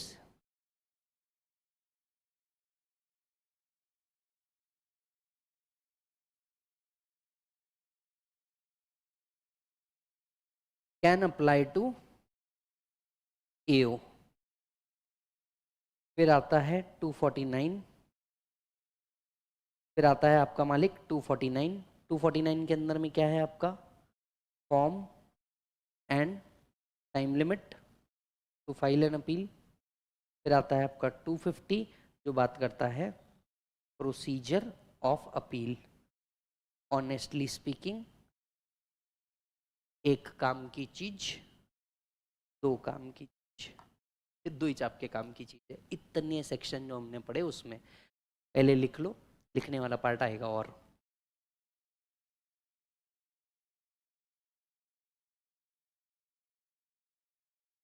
done है बेटा? चलो अब सेक्शन 250 के बाद हम लोग क्या करते हैं बेटा, आगे बढ़ते हैं। सेक्शन 250 के बाद हम लोग आगे बढ़ के देखते हैं रूल नंबर 46A। इस चैप्टर में सबसे ज्यादा क्वेश्चन अगर किसी चीज के ऊपर आया है तो वो है रूल नंबर 46A, जिसके ऊपर आपको सबसे ज्यादा क्वेश्चन बने हैं। इसके ऊपर आपको क्या करे हैं, सबसे ज्यादा क्वेश्चन बने हैं। तो ये एक ऐसा क्वेश्चन है जो आपको पास्ट एग्जामिनेशंस में सबसे ज्यादा दिखेगा, right? Power of CIT appeal hereinafter along with JC appeal, whether they have power to admit additional evidence। मान लीजिए असेसमेंट हो गया, असेसमेंट में जो एविडेंस एओ को शो करने थे वो शो कर दिए। अब मैटर किसके पास पहुंचा, सीआईटी अपील के पास पहुंचा। तो क्या CIT appeal additional evidence accept कर सकता है क्या, जो असेसमेंट के दौरान नहीं दिखाए होंगे? देखिए जब भी आप इसका आंसर लिखना चालू करेंगे ना, first you have to write that no additional evidence can be accepted. मतलब आंसर जो चालू करना है आपको इसका, ये हमेशा निगेटिव अफर्मेशंस में चालू करना है कि यस ये नहीं हो सकता। हालांकि in some cases, so however in a few cases yes he can accept the additional evidence. तो first, generally CIT appeal can not accept additional evidence, but if few conditions are satisfied additional evidence can be accepted. Additional evidence can be accepted, yes. तो चलिए ध्यान से सुनते हैं कौन कौन सी वो चीजें हैं, ध्यान से सुनते हैं कौन कौन सी वो चीजें हैं, चेक करो। है सर? तो चलिए निगेटिव अफर्मेशन से आप चालू करेंगे और निगेटिव अफर्मेशन के बाद आप क्या करेंगे, टॉपिक को स्टार्ट करेंगे। तो rule number 46A, CIT appeal क्या कर सकता है, कुछ केसेस में एडिशनल एविडेंस एक्सेप्ट कर सकता है। तो चेक करिएगा, according to rule 46A of the income tax rules, the assessee shall not be entitled to produce additional evidence before CIT appeal hereinafter CIT along with JC appeals any additional evidence, whether oral or documentary, other than the evidence produced by him during the proceeding before the AO. However, the said rule also provides that additional evidence can be produced in following cases. तो additional evidence कुछ cases में possible हो सकता है। Point number 1, where AO has refused to admit additional evidence। मान लीजिए assessment के दौरान आपने जो एडिशनल एविडेंस दिए थे इसको AO ने एक्सेप्ट करने से मना कर दिया, तो ऐसे केस में आप सीआईटी अपील के पास जाकर के एडिशनल एविडेंस दे सकते हैं। तो पॉइंट नंबर 1। दूसरा, appellate was prevented bye sufficient cause from producing evidence which he was called upon to produce before the AO। AO ने कुछ इन्फॉर्मेशन मंगाई थी, बट क्या हुआ, आप इसे देन सबमिट नहीं कर पाए बिकॉज ऑफ द रीजन, उन्होंने बोला था 15 दिन के अंदर में सबमिट करो, और जो इन्फॉर्मेशन आई वो आपके पास 2 महीने बाद आई, yes or no, because of the some technical reason। तो ऐसे केस में आप क्या कर सकते हो, सीआईटी अपील के पास ले जा सकते हो, राइट? तीसरा, appellant was prevented by sufficient cause from producing before AO any evidence which is relevant to the ground of appeal, or where the AO has made order appealed against without giving OOBH to produce evidence। तीसरा situation ऐसा हो सकता है कि जिस time पे, जिस ground पे आप अपील कर रहे हैं, उस ग्राउंड पे जो एविडेंस था ये असेसी के एओ के सामने दिखाया ही नहीं गया। अब ये ग्राउंड ऑफ अपील को रिलेवेंट है, इसीलिए आप किसके सामने दिखा रहे हो, सीआईटी अपील के सामने दिखा रहे हो। तो 3 रीजंस में ये हो सकता है। चलो कम ऑन, पॉइंट नंबर 1, पहला कि AO has refused to accept additional evidence। दूसरा, he was prevented by sufficient cause to produce it before AO। Third, he was prevented by sufficient cause which is relevant to the ground of appeal, yes, right? तो 3 चीजें यहां पे आपको याद रखनी है। पहला, AO has refused to admit additional evidence, he was prevented by sufficient cause, from producing the evidence which is relevant to the ground of appeal, yes or no? Or where the AO has made the order without giving opportunity to produce evidence। तो जहां पे उसको OOBH का ही opportunity नहीं मिला, वो क्या कर सकता है, एडिशनल एविडेंस दे सकता है। तो 3 की जगह आप 4 पॉइंट लिखेंगे। पहला, that AO has refused to admit additional evidence। दूसरा, he was prevented by sufficient cause। तीसरा, the matter was he was prevented by sufficient cause because it is relevant to the grounds of appeal। चौथा, the order was passed without giving OOBH, so no additional evidence shall be admitted unless CIT appeal or JC record in writing the reason for it admission। yes, तो भैया कोई additional evidence accept नहीं हो सकता जब तक कि grounds आप क्या ना कर दें, सीआईटी अपील मेंशन ना कर दें। yes, फर्दर इसे एग्जामाइन भी करने देना होगा, किसको देना होगा सर, अथॉरिटीज को। तो CIT appeal, JC appeal shall not admit additional evidence produced unless AO has been given a reasonable opportunity। तो AO को भी reasonable opportunity देनी होगी to examine कर सके, क्रॉस एग्जामिन कर सके जो एविडेंस किसने दिया है, असेसी ने दिया है। तो तो चलिए, whether additional evidence can be produced, first answer ही यहां से चालू होना चाहिए, no additional evidence can not be produced. However in 4 cases it can be done. 4 cases कौन कौन से हैं? AO has refused to admit additional evidence, he was prevented by sufficient cause, he was prevented by sufficient cause because the matter related to the grounds of appeal, The order was passed without giving OOBH. Further, और क्या करना पड़ेगा? Record करना पड़ेगा in writing कि भैया क्यों इसको एक्सेप्ट किया जा रहा है। फर्दर मोर क्या करना पड़ेगा? इसे क्रॉस एग्जामिनेशन करने का मौका देना पड़ेगा, किसको? AO को। Yes or no? Next, CIT appeal से related last section, section 151, power of AO। देखिए 246 के बाद, रूल 46A के बाद जेन्युइनली अगर कुछ काम का है तो वो है 251, that is power of CIT appeal. CIT appeal appeals में क्या क्या कर सकते हैं? क्या क्या कर सकते हैं? जो ऑर्डर है इसके अगेंस्ट में he can confirm, reduce, enhance और anal the assessment.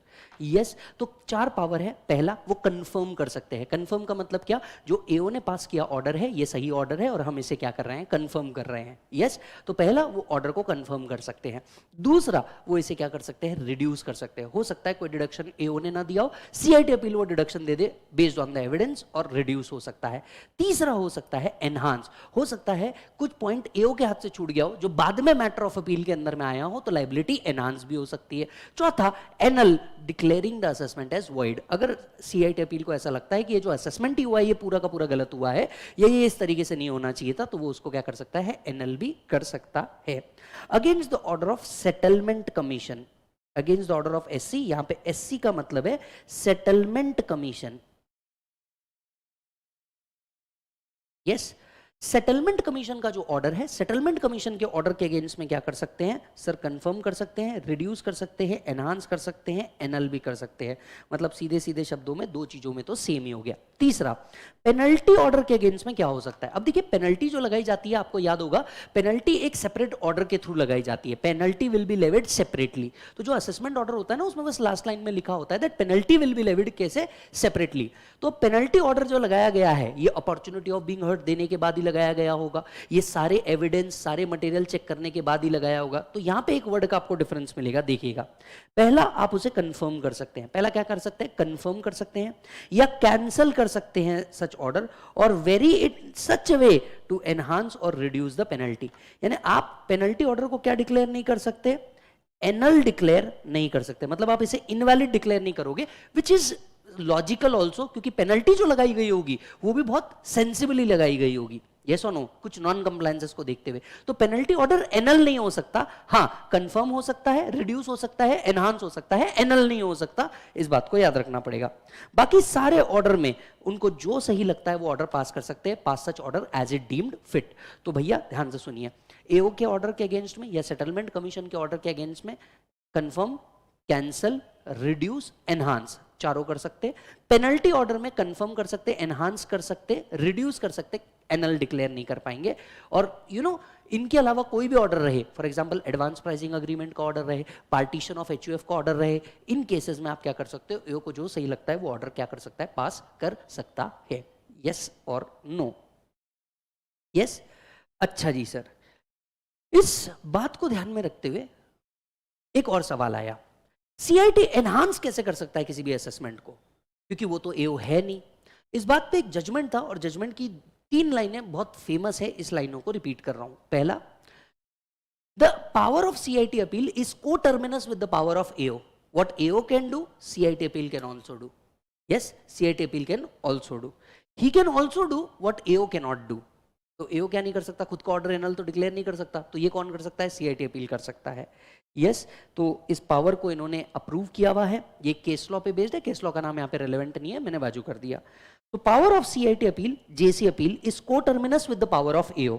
Therefore CIT appeal or JC appeal can do what AO can do and what AO has failed to do, ये भी वो क्या कर सकता है? कर सकता है। अगर कोई भी लाइबिलिटी वो एनहांस कर रहे हैं, जैसे असेसमेंट के अंदर में या पेनल्टी के अंदर में, वो क्या कर रहे हैं, एनहांस कर रहे हैं, बताइए principle of natural justice that is OOBH देना चाहिए या नहीं? Principle of natural justice is a normal law जो हर केस में अवेलेबल होगा जब भी लाइबिलिटी बढ़ेगी या लॉस रिड्यूस होगा, तो ये भी हो सकता है. So before enhancing the assessment or penalty, the appellate authority has to provide reasonable opportunity to tax payer to present his case against such enhancement. Clear है मालिक? अच्छा जी.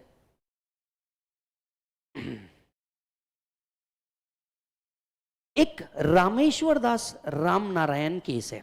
रामेश्वर दास राम नारायण का केस है.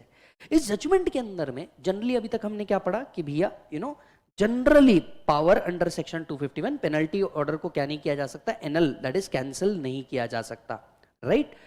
अब एनल करने का मतलब क्या हुआ, आप इसे वॉइड डिक्लेयर कर रहे हैं और वॉइड करके आप इसे क्या कर रहे हैं, कैंसिल कर रहे हैं. अब एक सवाल यहां पे सिर्फ कैंसिलेशन को आया, वॉइड पॉइंट को लेकर के नहीं आया. केस ये था कि क्या सीआईटी अपील पेनल्टी ऑर्डर को कैंसिल कर सकते हैं क्या? सवाल उठा कि भैया आप कैंसिल तो कर सकते हो, लेकिन कैंसिल करके फ्रेश लेवी, फ्रेश पेनल्टी लगाने का ऑर्डर आप नहीं दे सकते. तो CIT appeal and JC appeal can cancel the penalty order, however cannot cancel the penalty order and direct the AO to levy the fresh penalty. तो आप पेनल्टी ऑर्डर को कैंसिल कर सकते हो, एनएल डिक्लेयर नहीं हो सकता, कैंसिल कर सकते हो, और कैंसिल करने के साथ साथ ही आप फ्रेश लेवी का डिक्लेरेशन नहीं दे सकते उसके अंदर में. अच्छा,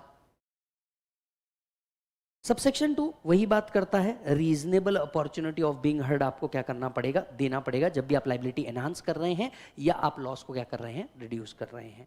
यस और नो? अब आता है next point, time limit to complete the appeal. कोई भी अपील है तो ये टाइम बाउंड होता है, राइट? अब आपको अपील कब तक के खत्म करना है, आपको ये कब तक के कंप्लीट कर देना है, ध्यान से सुनिए. Appeal has to be completed within 1 year from the end of financial year in which appeal is filed. जिस फाइनेंशियल ईयर में अपील फाइल की थी उस फाइनेंशियल ईयर के एंड से 1 ईयर के अंदर में आपको क्या करना है, कंप्लीट करना है. Yes or no? CIT appeal और JC appeal shall dispose of the appeal within 1 year from the end of financial year in which appeal is filed, and जो ऑर्डर है वो निकल जाना चाहिए, इशू हो जाना चाहिए within 15 days from the last hearing. तो लास्ट हियरिंग से 15 दिन के अंदर में ऑर्डर निकल जाना चाहिए, और उसको कब तक के ये लास्ट हियरिंग करके कंप्लीट कर देना है, with in 1 year from the end of financial year in which appeal is filed, in which appeal is filed. Clear है मालिक? चलो अब आ जाते हैं लिखने वाले पोर्शन के ऊपर. अब आ जाते हैं किसके ऊपर बेटा, लिखने वाले पोर्शन के ऊपर. चलो आओ. लॉजिकली स्पीकिंग आपको क्या लिखना चाहिए, 246A लिखना चाहिए. दूसरा आपको 249 मेंशन करना चाहिए, सीधा तीसरा 251. ये तीन चीजें आपके exam oriented point of view में है जो आपको लिखनी चाहिए. हम भी वही करेंगे. सेक्शन 246A, और यहां से मैं आपका एक और इंटरलिंकिंग करवाऊंगा, just wait. 246A, order against which appeal can be filed to CIT appeal / JC appeal. बराबर? JC appeal is the newest addition. कौन कौन से ऑर्डर है जल्दी से बताइए. Major assessment order. आप इसके अंदर में सेक्शन नहीं लिखो तो भी चलेगा, और अगर याद है तो कंफर्म लिख दो, बहुत अच्छी बात है. 143(3), 144, 147, राइट? 150 रेक्टिफिकेशन ऑर्डर मैं अलग से ही लिख देता हूं ताकि आपको याद भी रहे फ्यूचर में. Rectification order under section 154. तीसरा पेनल्टी ऑर्डर. चौथा इंटीमेशन. इंटीमेशन कौन से सेक्शन का, 143(1), 200A, 206CB. चौथा other order as specified in section. तो इतना लिखोगे काफी हो जाएगा. सेक्शन मत लिखो, मेंशन मत करो, अननेसेसरी मेहनत जहां पे नहीं करनी है वहां मत करो.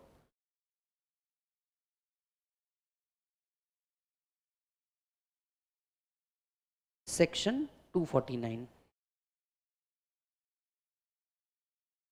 forms and time limit.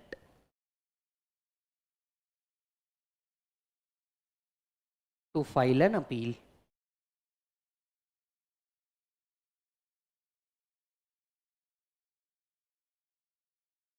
Appeal is filed in form number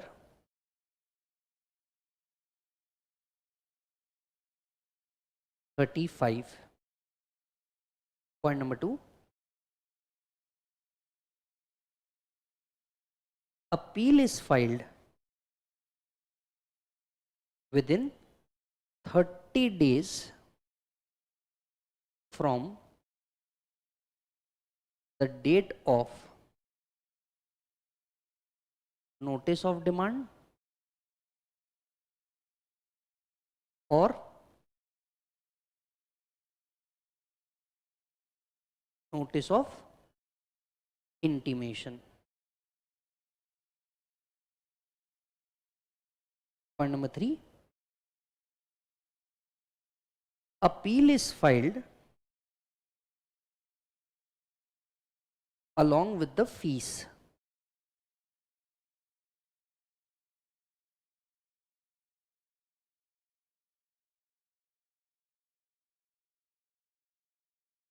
Matter related to assessment, other matter. Other matter के अंदर में कितने रुपए हैं? ₹250. इस केस में अगर असेस्ड इनकम तो फीस कितना? Up to 1 lakh, 1 lakhs to 2 lakhs, about 2 lakhs. इसके बाद जो आप पेनल्टी भी लिखोगे तो ये कॉम्प्रिहेंसिव चार्ट बन जाएगा. ₹250, ₹500, ₹1000. Yes.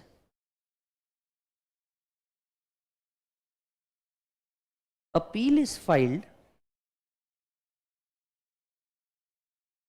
after pre-deposit of tax.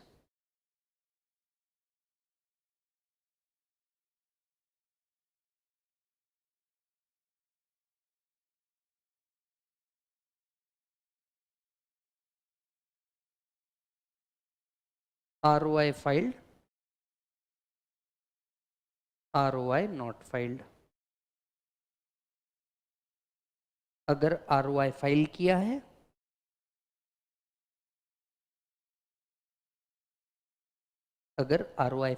है pay equal to the tax not interest as per ROI, pay equal to the advance tax liability. However, on application,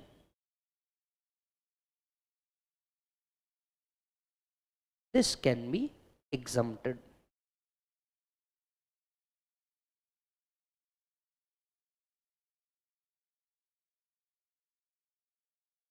पहला हो गया अपील कौन से फॉर्म में भरना है, कितने दिन में भरना है, फीस के साथ भरना है and pre deposit of tax.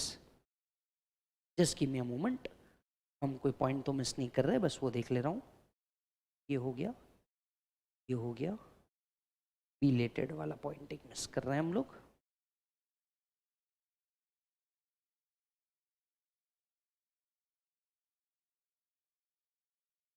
CIT appeal oblique JC appeal can accept related application if time limit to file appeal is over. Only option available is file revision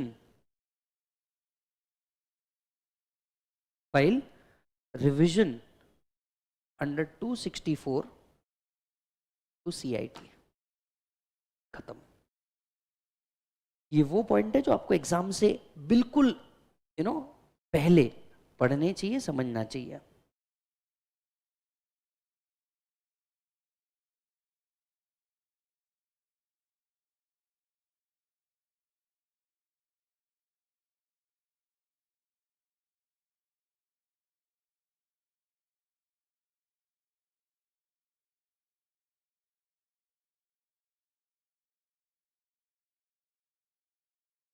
done है बेटा।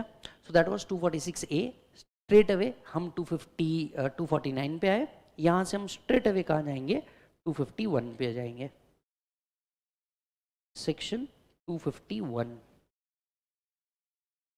Power of CIT appeal oblique JC appeal.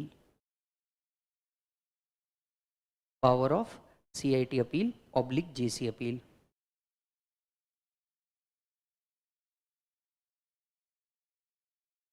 against the order of assessment oblique order of settlement commission।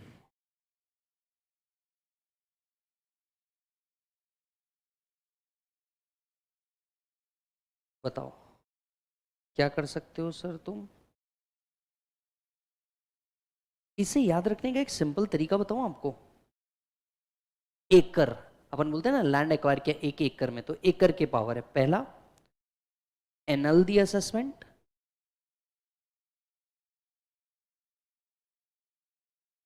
Confirm the assessment, reduce the assessment, enhance the assessment. तो 1 एकड़ का power है। आप इसे इस acronym से याद रख सकते हो कि 1 एकड़ का पावर है। Against penalty order,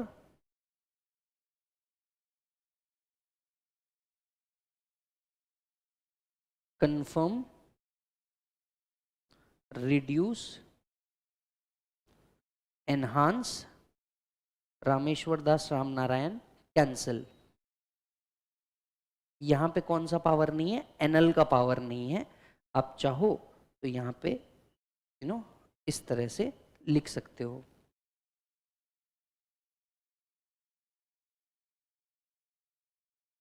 third, against the other order pass such order as it think fit। pass such order as it think fit।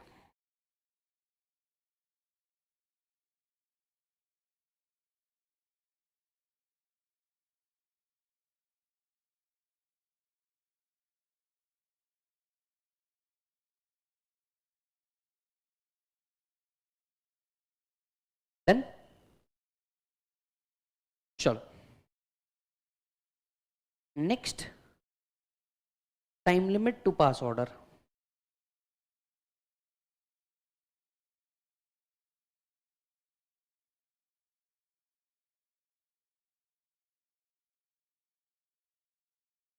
within 1 year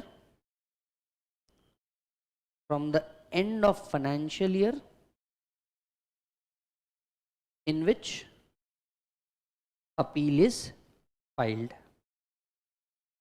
अब ऐसी इंटरलिंकिंग करवाऊंगा कि तुमको मजा आ जाएगा। एक चीज असेसमेंट में छोड़ के आया था, यहां से इंटरकनेक्ट करवाऊंगा।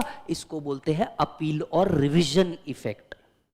ठीक है, अब जो बताने जा रहा हूं ना, तुमको मजा आ जाएगा कि सर पहली बार ऐसा समझा है कि असेसमेंट, अपील और दोनों को जोड़ करके रख दिया। इस तरीके की चीज बताने जा रहा हूं, बहुत ध्यान से सुनना। मतलब आज तक के अगर आपको कभी अपील, रिवीजन, असेसमेंट में मजा नहीं आया होगा, अब आ जाएगा सर, गारंटी अपना। बात समझना। अब ध्यान से सुनना। CIT अपील ने ऑर्डर पास कर दिया। बात समझिएगा, CIT अपील ने क्या कर दिया? ऑर्डर पास कर दिया। अब आपको नहीं लगता जो भी ऑर्डर पास किया होगा ये मैटर घूम के किसके आएगा? एओ के पास आएगा, क्योंकि हायर अथॉरिटी ने जो ऑर्डर पास करना था, एनहांस करना था, कम करना था, रिड्यूस करना था, व्हाटएवर, किसके पास आएगा? एओ के पास आएगा। Based on the order of CIT, based on the order of CIT appeal, AO को फाइनल ऑर्डर निकालना पड़ेगा of liability payable, refund due or whatsoever. निकालना पड़ेगा कि नहीं निकालना पड़ेगा? क्योंकि ऑर्डर फाइनल तो एओ के पास से ही आएगा।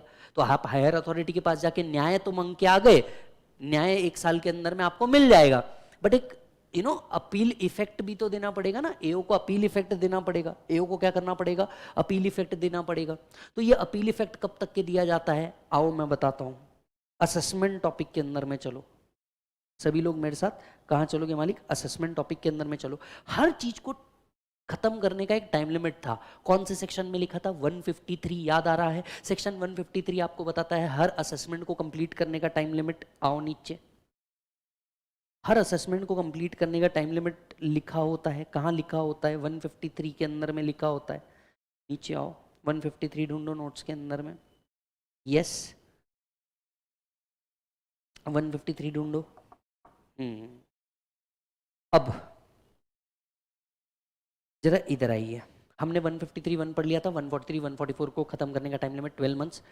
हमने 153(1)(a) पढ़ लिया था, अपडेटेड रिटर्न के अंदर में 9 months from the end of financial year, जब अपडेटेड रिटर्न भरा।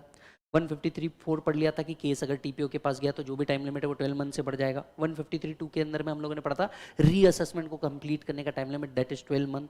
यस, अब आते हैं नेक्स्ट पॉइंट के ऊपर। नेक्स्ट पॉइंट क्या है? जरा ध्यान से सुनना। राइट, नेक्स्ट पॉइंट क्या है? जरा ध्यान से सुनना। इधर 153 सब सेक्शन 5, इसको बोला जाता है अपील इफेक्ट, रिवीजन इफेक्ट। देखिए क्या होता था, देखिए क्या होता था। राइट, क्या होता था? 10 minute.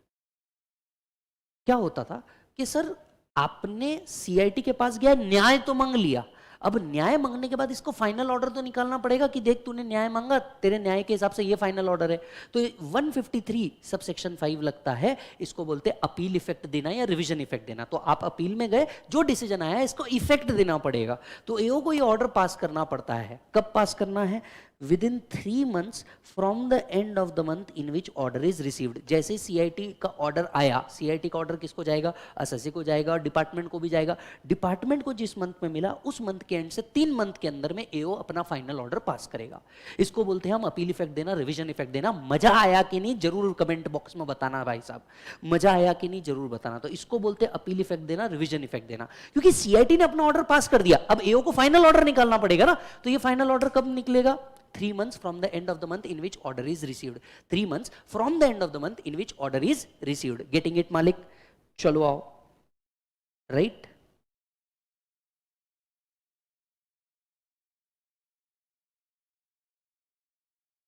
Section 153 subsection 5 giving appeal or revision effect within 3 months from the end of the month in which order of CIT oblique CIT appeal oblique JC appeal is received। तो जैसे ही अपना ऑर्डर इशू कर देते हैं, order issue करने के बाद 3 months के अंदर में आपको क्या करना है? ये अपील इफेक्ट, रिवीजन इफेक्ट दे देना है। अपील इफेक्ट, रिवीजन इफेक्ट क्या कर देना है सर? दे देना है। Is that done? मजा आया नहीं आया? तो सर आज के सेशन के अंदर में हम लोगों ने क्या किया? आज के सेशन के अंदर में हम लोगों ने पूरा का पूरा अपील वाला पार्ट पढ़ा, अपील का बेसिक्स पढ़ा, फिर सीआईटी अपील में गए। आज हमने पूरा सीआईटी अपील वाला पार्ट खत्म किया। आज का एक आपको होमवर्क है। आज का होमवर्क आपको ये है कि आप घर पे जाएंगे, मॉड्यूल या अपना क्वेश्चन है, जो भी बुक है, इसके अंदर में सीआईटी अपील से रिलेटेड जितने क्वेश्चन है वो सारे क्वेश्चन को उठाना और कंप्लीट कर देना, वो सारे क्वेश्चन को उठाना, कंप्लीट कर देना। मिलूंगा मैं आपसे वीडियो के अगले भाग के अंदर में, जहां पे हम appeal to ITAT, appeal to high court, appeal to supreme court देखेंगे और ये चैप्टर खत्म कर देंगे। तो अगले जो पार्ट होगा उसके अंदर में ये तीनों पार्ट आपके क्या हो जाएंगे, कंप्लीट हो जाएंगे। तो वीडियो देख करके आपको मजा आया कि नहीं, कमेंट बॉक्स में बताइए। कंटेंट इसके अंदर में सवर कवर हो रहा है कि नहीं, ये बताइए। एंड सर आपका कोई और अदर क्वेश्चन होगा, मैं पूरी कोशिश करूंगा, आप कमेंट बॉक्स में डाल दीजिए, हो सकता है कोई दूसरा बच्चा लगा दे, या फिर मैं ट्राई करूंगा, मैं उसको रिप्लाई जरूर करूंगा। मिलूंगा आपसे अगले वीडियो के अंदर में। Bye bye and take care.